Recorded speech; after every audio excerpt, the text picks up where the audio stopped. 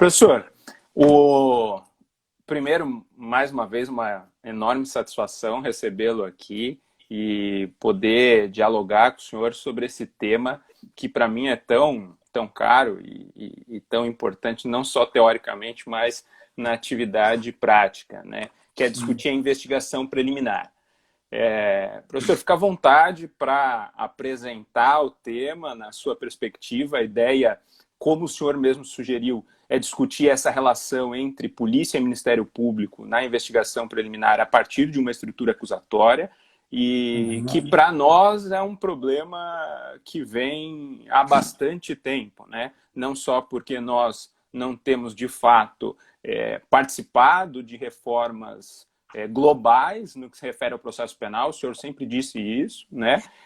E porque também aqui nós temos uma particularidade que é essa relação complexa entre polícia e Ministério Público e essas particularidades do nosso próprio sistema de investigação preliminar, né? Que não são nem sequer, não foram nem criadas pelo Código de Processo Penal de 41, já são anteriores a ele. Então, professor, diga aí para o pessoal um pouco como que a gente pode entender esse dilema. Queria te ouvir. Bom, eu sugeri debater esse tema porque já faz bastante tempo nós estamos estudando uma caminhada na direção da estrutura acusatória, que é a única viável para se tentar ter um processo penal democrático. E eu, há muito tempo, trabalho com isso, estudo isso, etc. Agora que veio uma chance, vamos dizer assim, com a lei do Natal, essa 13.964, veio uma tentativa de introdução numa estrutura acusatória, e essa tentativa reclama mais de perto essa coisa que eu venho estudando há muito tempo. Então, nesse meio tempo, vim me dedicando a estudar, sempre que posso, um pouco mais dessa tentativa e verificar até onde é possível ir com ela, o que se pode fazer, como se pode fazer, o que se vai fazer e como se pode fazer. E uma das coisas que chama a atenção é mesmo a questão do inquérito policial, ou da investigação preliminar, sobretudo o inquérito policial, na base de um sistema acusatório, e, claro, necessariamente a relação com o Ministério Público, até porque é um tanto diferente da situação que nós temos no país. A relação polícia-Ministério Público numa estrutura inquisitória é muito distinta da relação que se tem na estrutura acusatória. E por isso que eu sugeri da gente discutir alguma coisa a respeito disso para tentar chegar a alguma posição que possa pelo menos servir de ponto de partida para se pensar a matéria. Bom, a estrutura que nós temos hoje no Brasil de um processo metido num sistema inquisitório, pelo lugar que o juiz ocupa, pela função que o juiz exerce e por ser ele, principalmente, o condutor mor daquilo que se caminha na descoberta do conhecimento, isso é algo que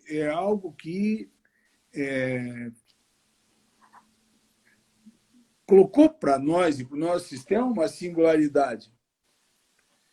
O nosso código, digamos assim, espelhado no Código Italiano de 30, o velho Código Italiano de 30, revogado depois, em 88, mas tem uma característica em relação a esse ponto. Nós não fizemos uma cópia daquele código. Aquele código era, de uma certa maneira, também não era uma cópia, mas tinha por modelo o Código Napoleão. os códigos do mundo europeu, europeu continental, todos tinham uma base no Código de Napoleão. O Código de Napoleão é de 1808, entrou em vigor em 1º de janeiro de 1811. Eu estou dizendo isso porque o Código de Napoleão é um código que ajustou uma situação que os franceses tinham então, depois da Revolução Francesa. Logo que terminou a Revolução Francesa, os franceses foram para a Inglaterra e copiaram, de uma certa forma, o modelo inglês. Isso veio numa lei de 1791. Pois foi logo depois, pelo Código do Delito das Penas, aprimorado em 1795, mas não perdeu a estrutura que era uma estrutura mais ou menos praticada na Inglaterra, com diferenças tipicamente francesas. Ora, por que isso é importante?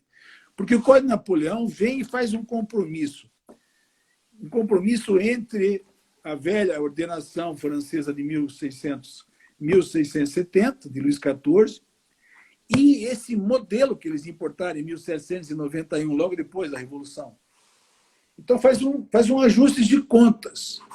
Faz esse ajuste de contas mantendo a estrutura, entre aspas, de um júri com escabinado na segunda fase do processo. Na primeira fase, eles mantêm a estrutura ordenatória e dão a ordenação ao juiz inquisidor.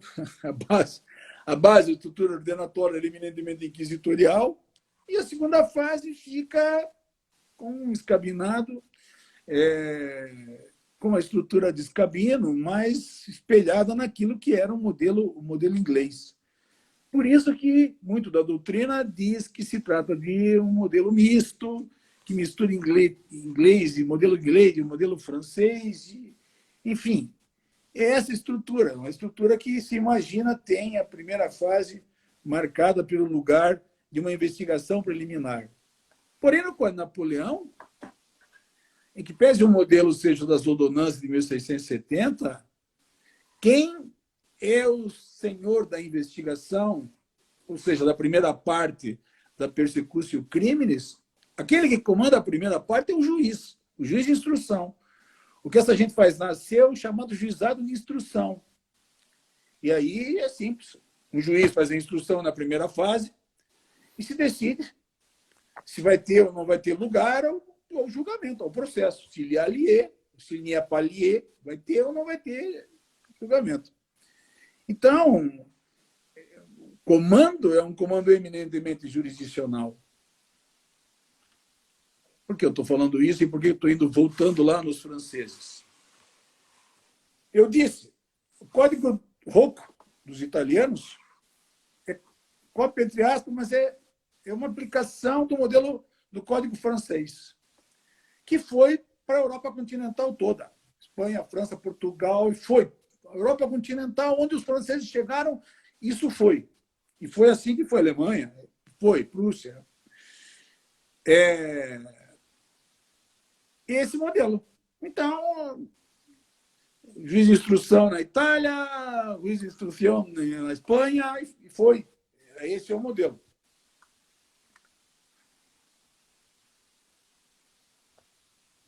Nós,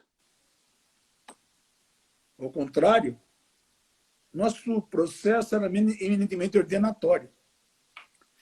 E vi de maior aplicação no Brasil as ordenações filipinas, de 1603. Quando a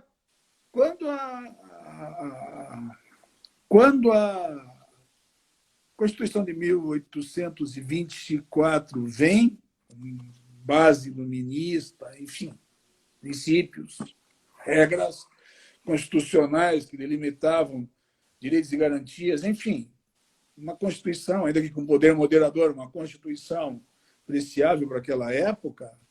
Ora, uma das coisas que se batalhava era como fazer para superar aquele processo ordenatório, do qual o grande processo, pelo menos o conhecido de todos, é o processo do Tiradentes.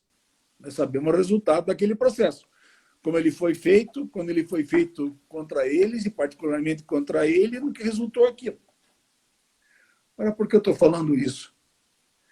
Porque esse movimento leva a que o Congresso faça um novo código. O Congresso faz um novo código. Esse novo código vem em 29 de novembro de 1832, o chamado Código de Processo Criminal de Primeira Instância, o Código de Processo Penal do Império. Esse Código de Processo Penal do Império, ao contrário do que tinha se... Olha bem por que eu estou falando disso. O Código é de 29 de novembro de 1832. Pois bem, quem fez o projeto desse código no Congresso foi um senador, o senador Manuel Alves Branco.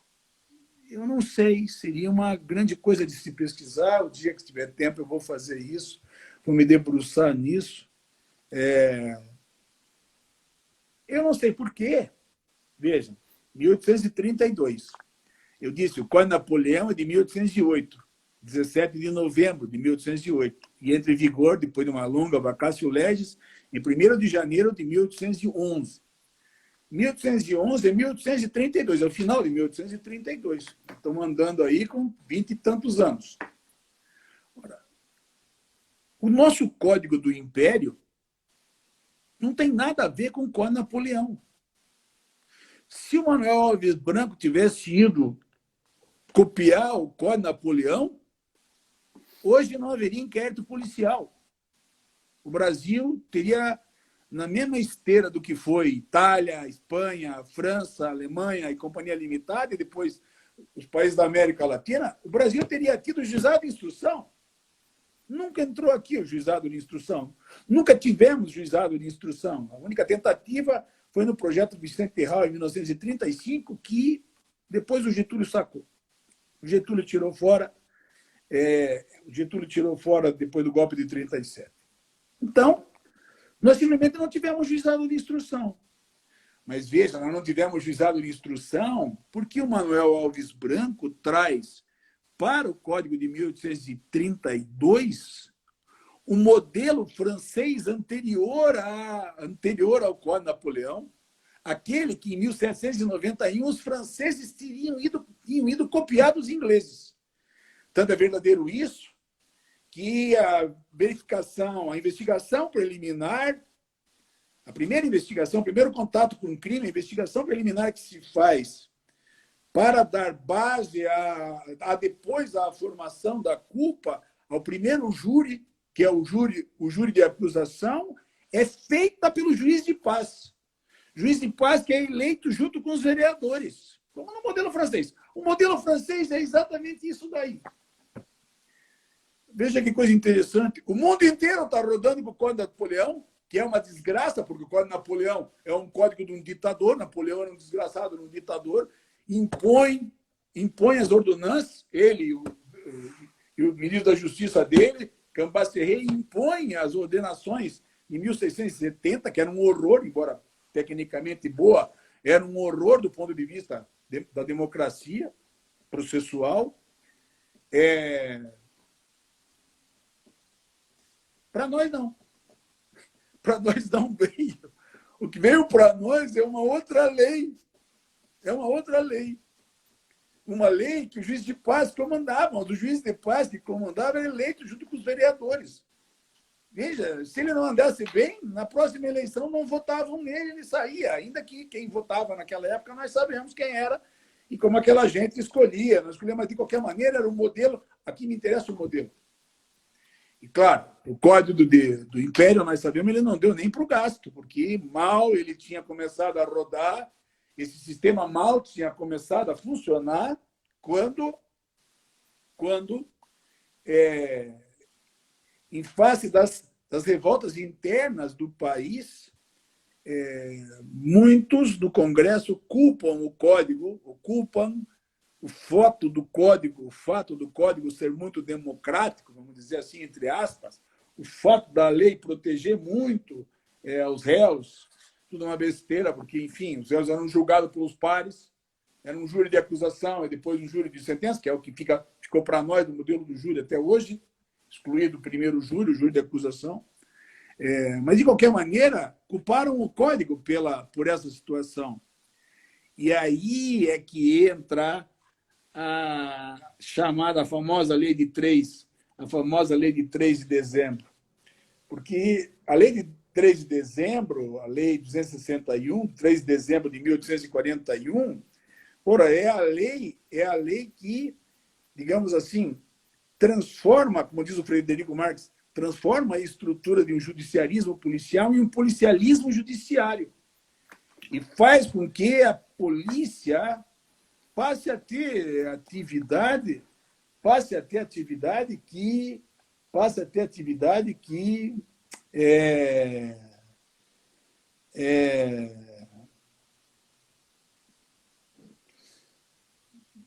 era tipicamente judiciária, inclusive na formação da culpa, inclusive com pronúncia, esse tipo de coisa. Bom, isso centraliza o poder, mas, digamos, esculhamba a estrutura do código, que nunca mais volta a ser o que era dentro daquilo que era o modelo ou o projeto.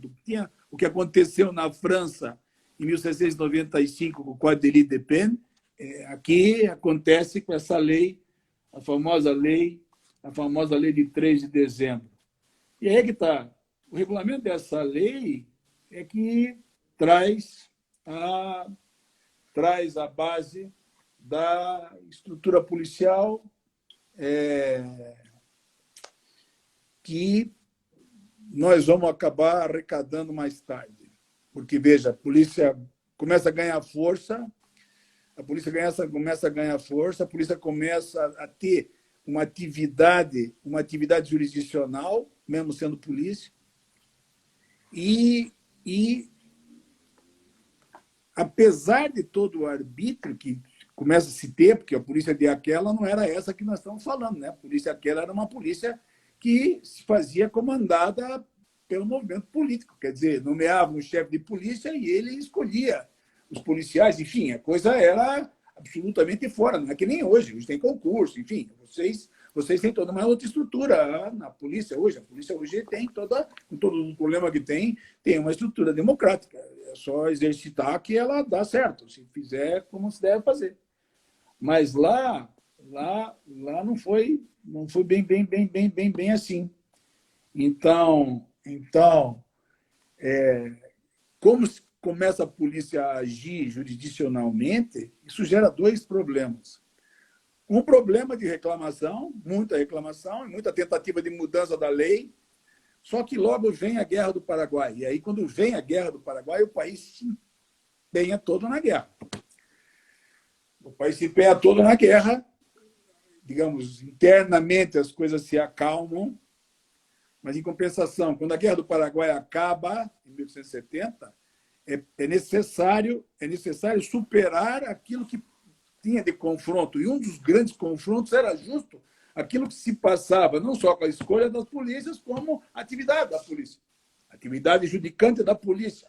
Dá para imaginar o que os juízes, enfim, todo mundo pensava dessas coisas. Então, gente que era lá mandada, gente que era lá comandada, ia lá para aquele lugar para fazer aquilo que fazia. É por isso que a reforma dessa lei de 1841 se dá por uma lei de 1871, 20 de setembro de 1871, depois de muita reclamação, inclusive do imperador. E aí, essa lei é um acordão. Já devia ter um centrão naquela época. E eles fazem um grande acordo. Um acordo que ajusta, digamos assim, as pontas da estrutura, judiciária. A reclamação de que o policialismo judiciário devia ser superado, de fato, não tinha resposta. Então, o que eles fazem?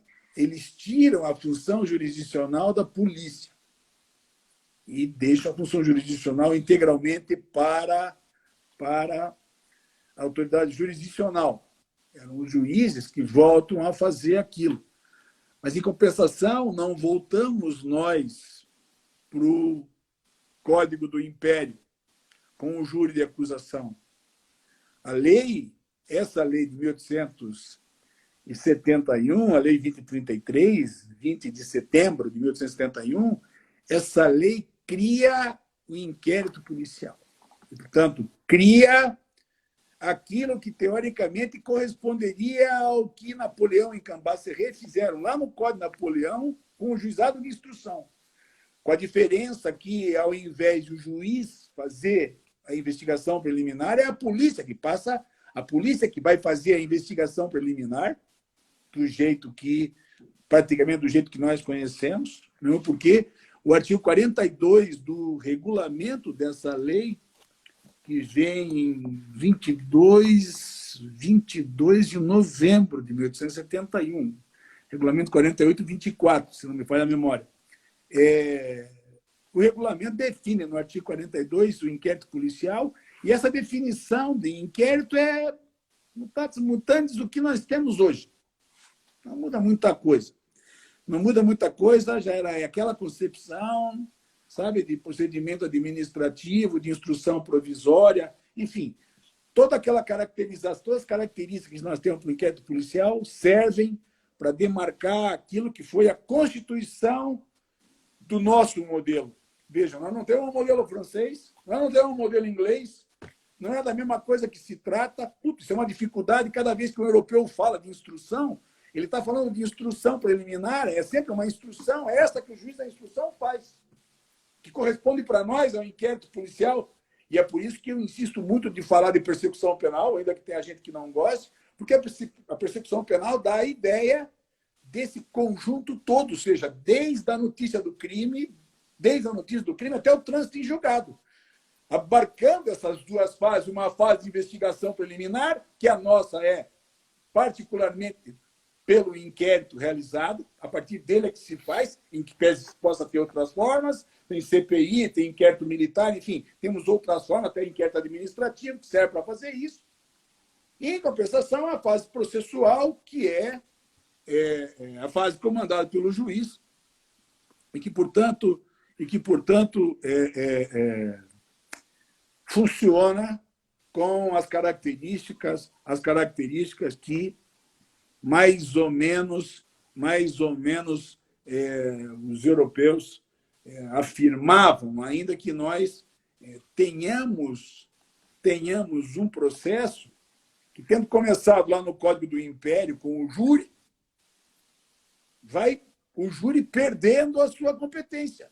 O professor Antônio Assis Breda sempre falou em todas as aulas que a história do júri no Brasil é a história da sua perda de competência. O júri, que era o júri pelo júri é que se resolviam os crimes, pelo júri é que se acertavam os crimes. O júri foi paulatinamente perdendo a competência até ficar, como está na Constituição, hoje, para os dolosos contra a vida. Ora, tudo isso é muito relevante do ponto de vista histórico, é necessário saber, é preciso saber, porque isso demarca lugares.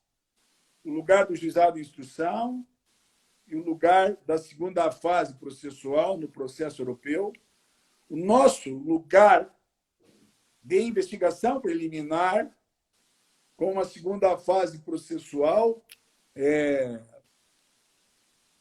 sendo certo, porém, que tanto na Europa quanto aqui, aquilo que se faz na investigação preliminar diz respeito a uma instrução provisória que deve ser refeita no processo e que tem ou tende a fornecer elementos para que, eventualmente, quem vai fazer a acusação, quem tem a legitimidade para fazer a acusação, seja nos casos de ação pública, o Ministério Público, seja o querelante nas ações de ação de iniciativa privada, possam demandar e, de consequência, possam obter a tutela jurisdicional para ter um processo e ver se, nesse processo, conseguem a condenação.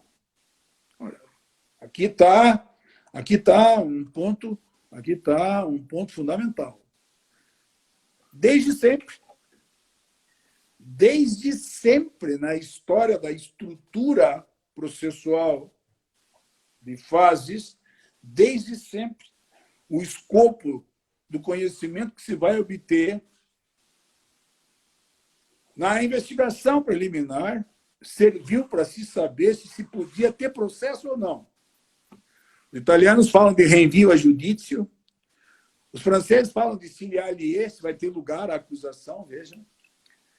E nós, tradicionalmente, nesse modelo, falávamos em pronunciar. Pronunciar, para poder ter um julgamento. Ter um julgamento, que seria como que a conclusão de uma segunda fase. Ora, isso é importante. Isso, de fato, é importante. É importante porque a história mostrou para nós que o grande problema do processo penal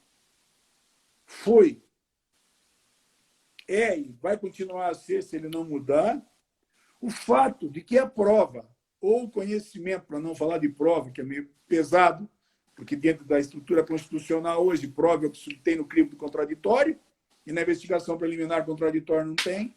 Mas, de qualquer maneira, o conhecimento que se obtém na primeira fase, nessa fase preliminar, é um conhecimento que, como todo mundo sabe, serve simplesmente para se saber se pode ou não pode ter processo, se vai ter ou não vai ter processo, pelo qual, eventualmente, se pode punir ou não, tirando a dúvida em relação ao caso penal.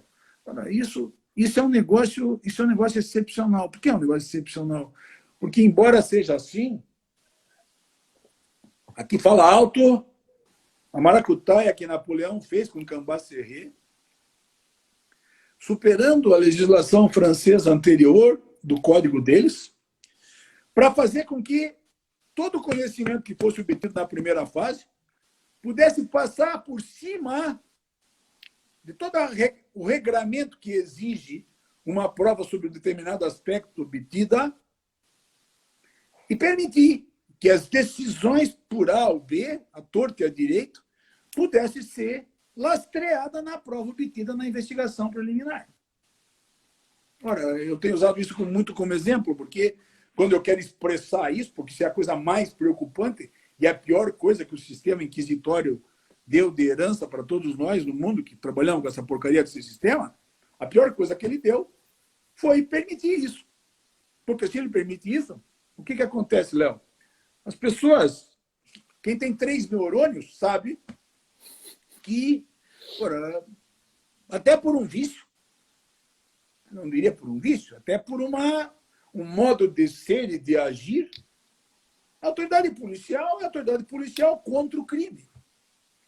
Mesmo que seja uma polícia judiciária, portanto, que tenha por missão fazer o recolhimento desse conhecimento, a polícia, é difícil você fazer a separação, de dizer que ela está lá para colher prova. Não é difícil você fazer a separação de não poder dizer que ela vai atrás do conhecimento. Mas é difícil você fazer a separação de tirá-la daquele lugar de combate ao crime. É como se o crime está de um lado e ela está do outro. Está o bandido atirando de um lado, a polícia atirando nele. E nessa hora é muito difícil fazer um corte para dizer, olha, chama lá a polícia militar, que aqui tem que atirar a polícia militar. Em que pese nós tenhamos regra constitucional que delimitaria o que significa polícia de segurança, o que significa polícia judiciária, etc. e tal. Mas tudo isso não é nada. Tudo isso não é nada se você pensar na hipótese de que o que a polícia arrecada de conhecimento, por bem ou por mal, não importa, tudo isso possa ser levado em consideração lá na sentença. E é homologada pelos tribunais, pelos juízes, pelos tribunais superiores. Portanto, ao contrário do que as pessoas pensam, a atividade policial é de fundamental importância. Às vezes eu vou falar para os policiais e digo, só vocês não sabem isso. Só vocês esquecem disso. Quando vocês se derem conta que o processo penal do Brasil gira em torno daquilo que vocês vão atrás, daquilo que você escolhe, daquilo que você faz, se você fizer bem esse negócio, nunca lá no foro você foge disso. Você não acha que um promotor que está encastelado lá dentro do foro, um juiz que está encastelado lá dentro do foro, em geral, nem conhece bem a cidade na qual está. Se a cidade é muito grande, ele não conhece a cidade, se ele não é dali. Se a cidade é muito pequena, ele não se pode misturar muito. Em suma, o juiz, o promotor estão lá no foro, velho. É, de novo, da nossa cultura. Fazer um foro que tem um lugar para o juiz, um lugar para o promotor. Então, eles ficam lá dentro do foro. Ele está lá dentro do foro, a polícia está na rua, levando teco e dando tecada. Levando teco e dando balada. Mas, em compensação, é ela que está arrecadando material.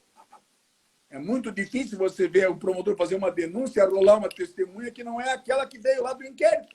Então, se você vê bem, se você separar joio do trigo, você vai ver logo que o que a polícia faz para nós, ainda que não saiba, e ainda que não digam para ela, e ainda que não se dê em conta, inclusive para efeito de demanda da importância do trabalho que faz.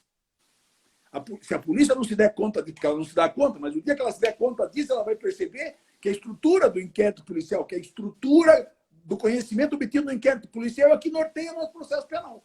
Esses dias eu estou aqui numa live falando, não sei com quem, um dos nossos amigos, Léo, eu não sei quem é, acho que o Eduardo Nilton, sei lá, um dos nossos amigos.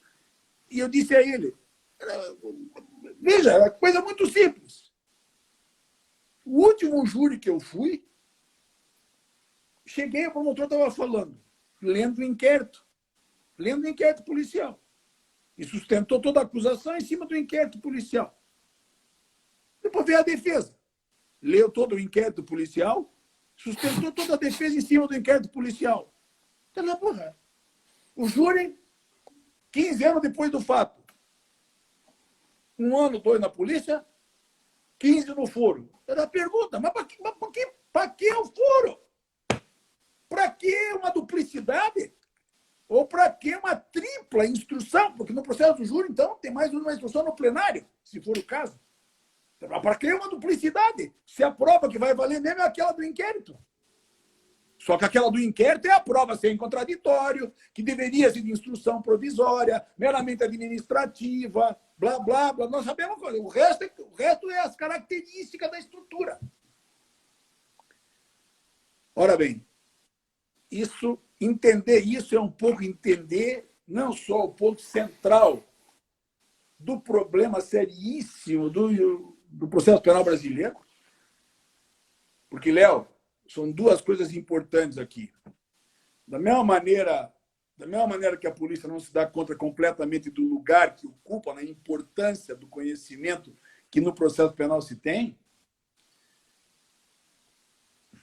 eu não sei quanto dos nossos amigos da polícia se dão conta que, da mesma maneira que, em geral, por cacoete, digamos, de ofício, se produz lá no inquérito prova contra o réu, contra o investigado, porque é eu contra ele, contra o investigado, se a polícia fizer prova a favor do investigado, lá no fórum explode tudo.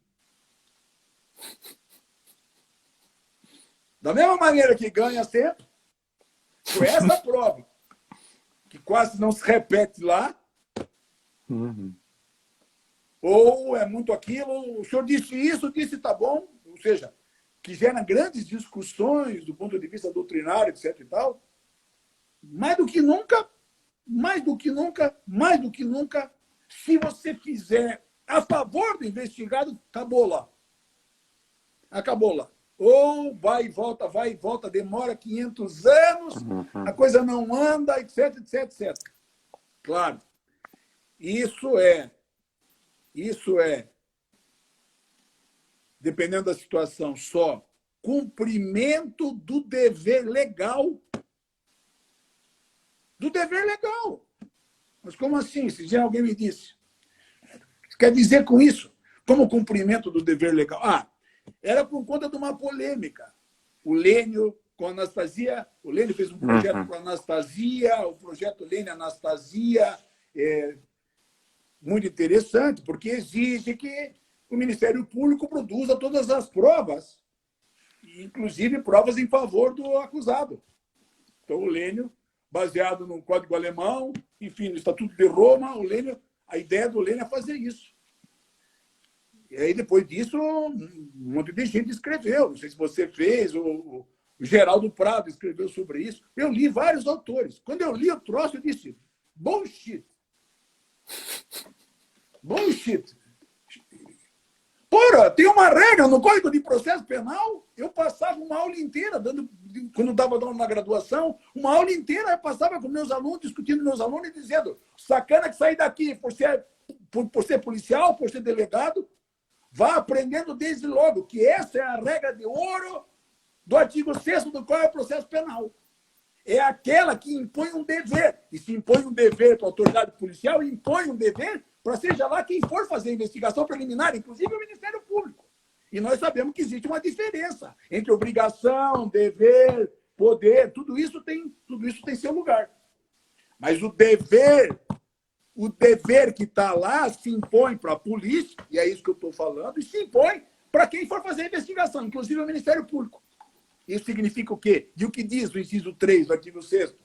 Que a autoridade policial tem que produzir todas as provas. Todas. Não é meia prova, não é prova contra o investigado, não é prova contra o preto, não é prova contra o pobre, não é prova contra o bolsonarista, não é prova contra o petista, é todas. E está escrito todas, que é para não escapar nenhuma. Que é como você dizer, olha, faça tudo o que tem que fazer.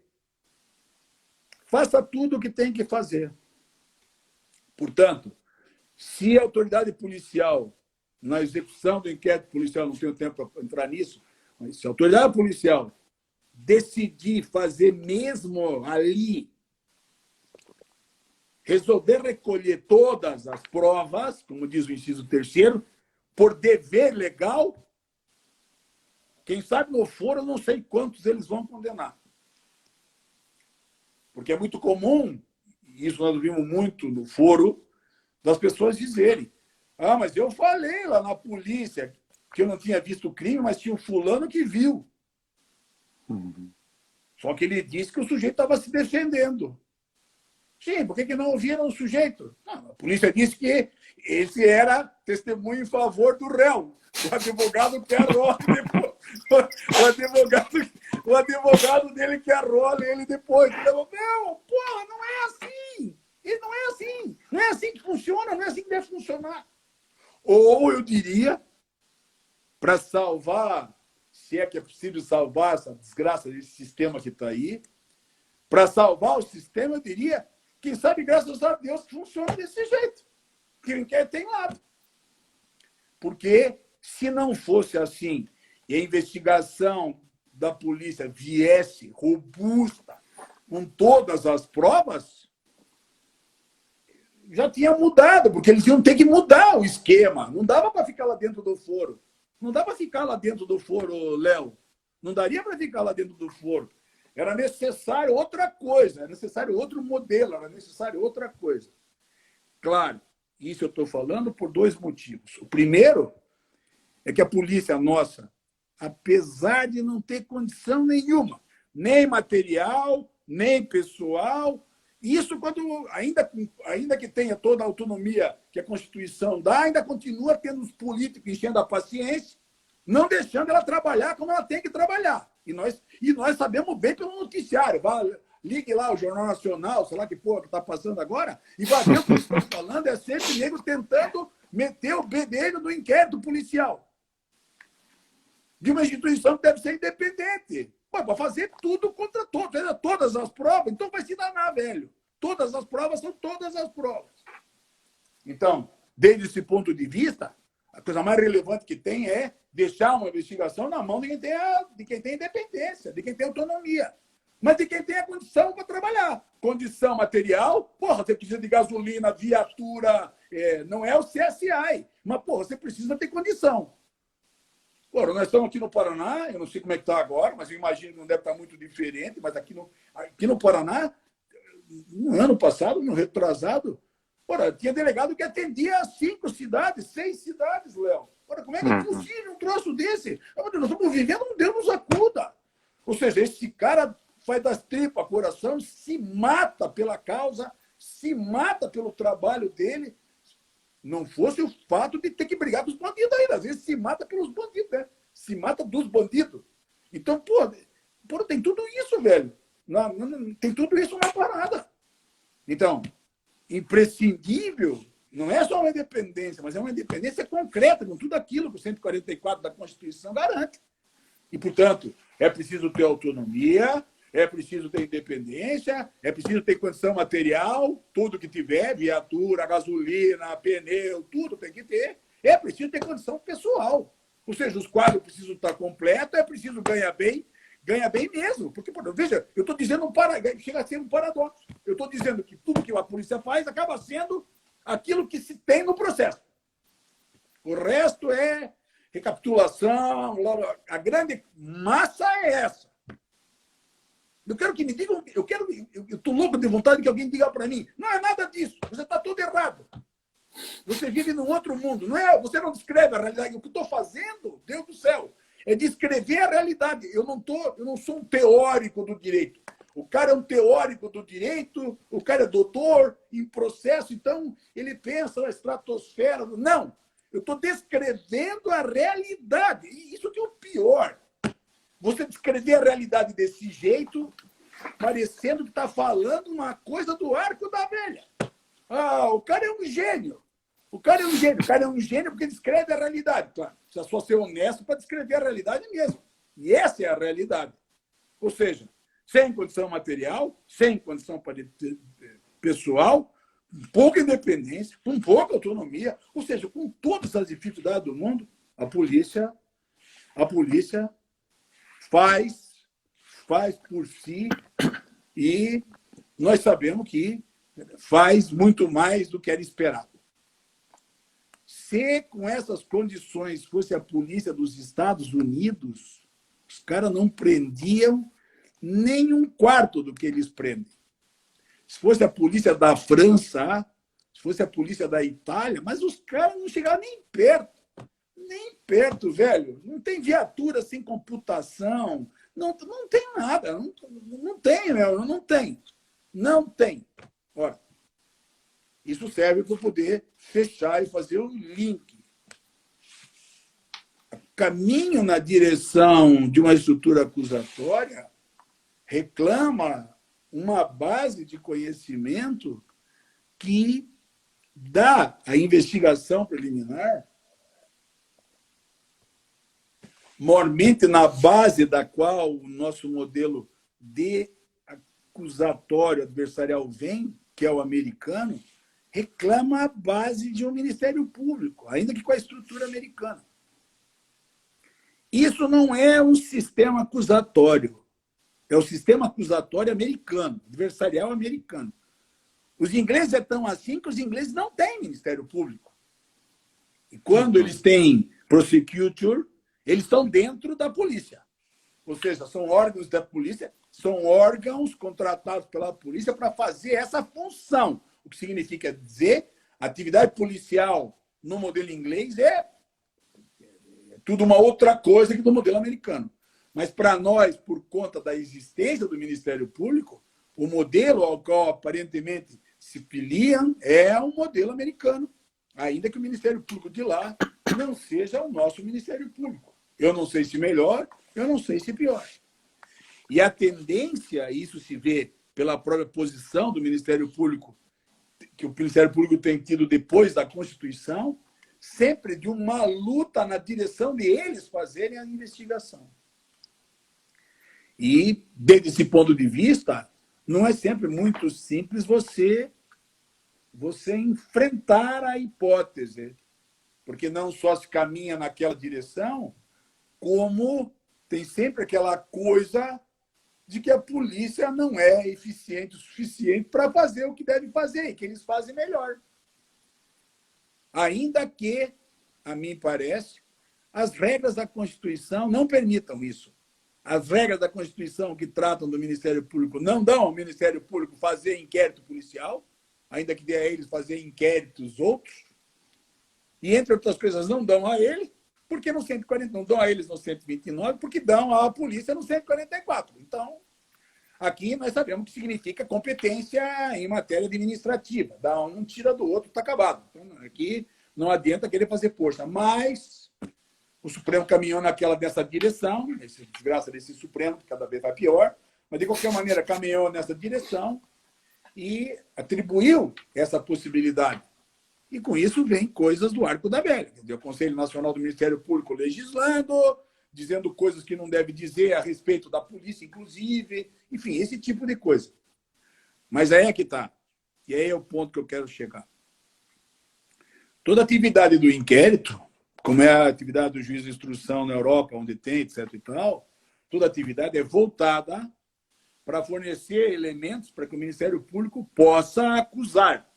E essa acusação não seja uma acusação leviana, portanto, tenha densidade a ação de modo a que ela possa ser procedente, de modo a o juiz fazer o processo que vem pela frente. E esse é o discurso que faz com que o Ministério Público tenda a comandar. Comandar significa, digamos assim, ter o domínio das coisas que se passam na investigação. Mas aí, Léo, vem a questão, e por isso que eu disse a você que eu queria discutir. Eu estou até aqui dizendo para você qual era a base. Qual é a base? O que se deve saber para poder tratar desse tema?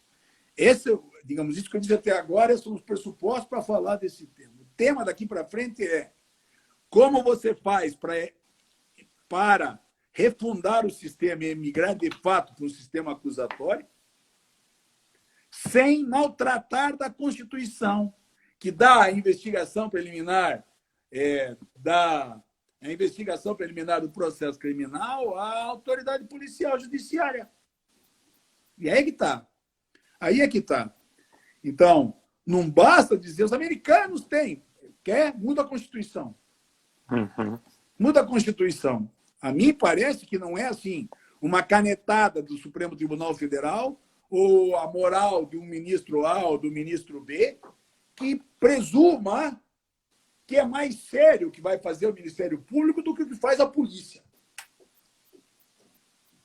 Cara, os grandes delegados, eu tenho alguns amigos aqui, Luiz Fernando Artigas, por exemplo, que é um cara que você conhece, excepcional, quer dizer, não é só porque o cara estudou no Japão, na França, nos Estados Unidos, fala inglês, francês, enfim, um cara muito preparado, mas porque é um cara extremamente inteligente, que sabe como fazer, que sabe, olha, os negócios dele ninguém faz melhor que ele. Não tem conversa. Então, eu brinco sempre com ele, que o general, porque ele é Artigas, né? Então, a primeira coisa é general Artigas. General, eu quero saber quem é que vai fazer melhor que você. O dia que aparecer um cara que faça melhor que você, eu começo a defender que outros façam esse treco. E hoje, além de tudo, tem isso. Eu tenho acompanhado aqui, quando posso, as coisas da polícia, os eventos e tal. Pelo menos aqui no Paraná, não sei como anda por aí, Léo, mas aqui no Paraná tem um time novo de delegados novos, gente do Brasil inteiro, de extrema qualidade, uns caras muito preparados, gente muito preparada. Cara, eu me lembro quando eu comecei a trabalhar, quando eu vim de Joinville, e ainda tinha os calça curta e, cara, a coisa, o troço era um negócio, sabe? Então, aquela visão da polícia, de uma polícia paquidérmica, retrógrada, etc. e tal, muito longe, pelo menos aqui, eu não sei como anda pelo Brasil, pelos outros cantos, mas aqui, porra, sabe? Os caras novos, muito preparados, muito agilizados. O delegado que é presidente da associação aqui, da Associação dos Delegados, é um cara novo, foi meu aluno na faculdade. O cara é excepcional. O cara, mas sabe aquele cara que sabe o que faz? Que esse cara, velho, se ele fizer a instrução toda lá, ele acaba com o processo. Acaba nos dois sentidos, né? Porque, sabe, se ele fizer, ele acaba com o processo. Então, isso é uma coisa muito importante. A questão que fica, Léo, é essa.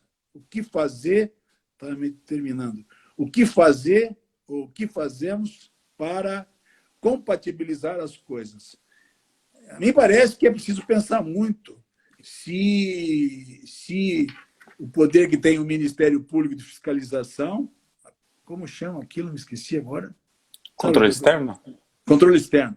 Se o controle externo é suficiente para fazer com que ele possa, digamos assim, pelo menos ter uma ponte de acesso e acompanhar mais de perto o inquérito, etc. E tal. Depois eu não sei se eles vão conseguir fazer isso.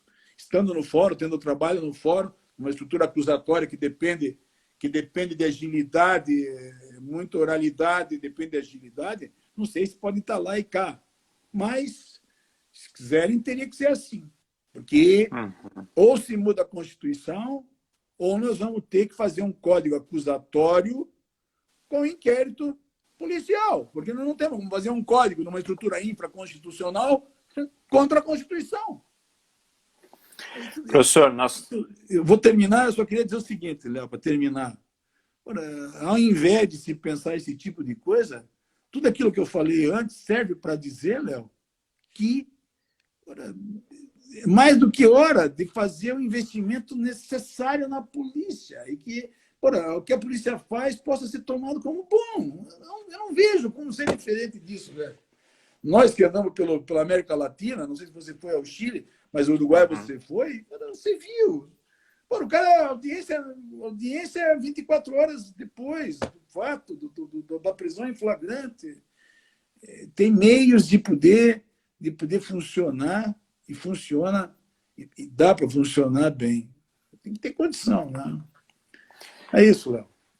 Ô, professor, é sempre um enorme prazer te ouvir. Eu nem quis interromper porque eu não quero perder essa aula, né? Então, muitas perguntas foram formuladas, alguns amigos apareceram por aí e fica o meu agradecimento a todos, né? O Onésimo estava participando várias vezes. Deve ter ido embora. Você começa a botar no Ministério Público e ele cai fora. O Márcio Berti. O Néstor é um querido. Está aqui ele, ó. Grande questionamento referente ao inquérito, ajustá-la à composição da líder no processo penal. Esse é o grande, é uma figura.